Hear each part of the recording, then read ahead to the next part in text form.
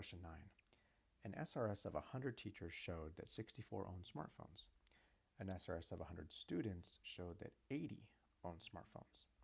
Let PT be the proportion of all teachers who own smartphones and PS be the proportion of all students who own smartphones. A 95% confidence interval for the difference, PT minus PS, is blank. All right. So, well, here's the general formula. I'm going to write this a little bit easier. So point estimate plus or minus margin of error. Okay. Now, in this case, our point estimate is going to be this expression right here. So p hat 1 minus p hat 2.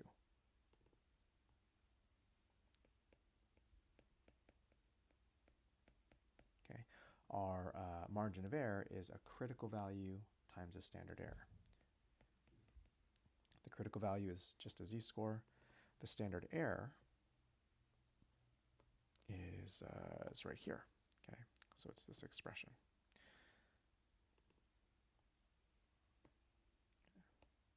Square root p hat 1, 1 minus p hat 1 over n1 plus p hat 2, 1 minus p hat 2 over n2. Okay.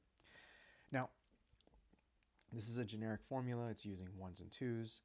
Obviously, we have a little bit more context here. We can use T for teacher, S for student. So I'm going to go back in here and change all the ones to T's. So PT, PT, PT, and T. And then change all those twos to S's. So PS, PS, PS, and S. All right, so we should probably just make a list of what we know. So 100 teachers, so the sample size of teachers is 100.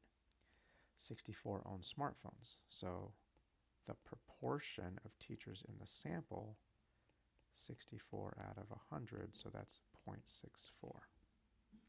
Okay, 100 students were sampled, so NS is 100. 80 own smartphones, meaning P hat S, 80 out of 100, 0.8. Okay. Confidence level is 95%. Okay. So based on that level of confidence, we should be using a z-score critical value of 1.96. Okay, so z-score 1.96. All right, so now it's just a matter of taking those values and plugging them in over here.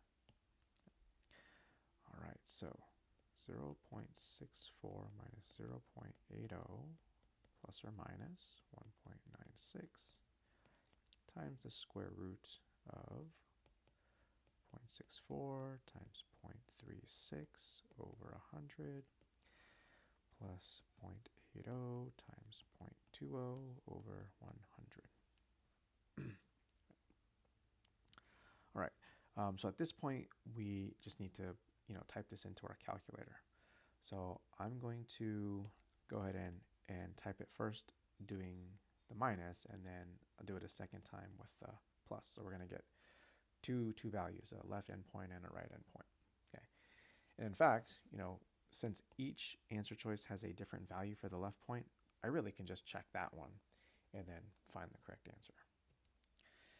All right, so 0.64 minus 0.80 minus 1.96 square root 0.64, 0.36 over 100 plus 0.8 times 0.2 over 100.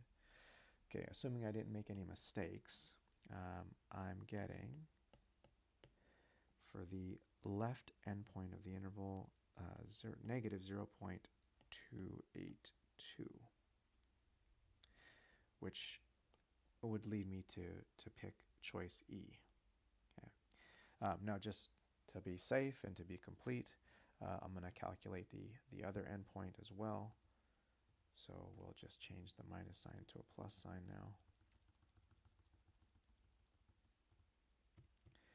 And this time around I get negative 0.0375, which confirms that E is the correct answer.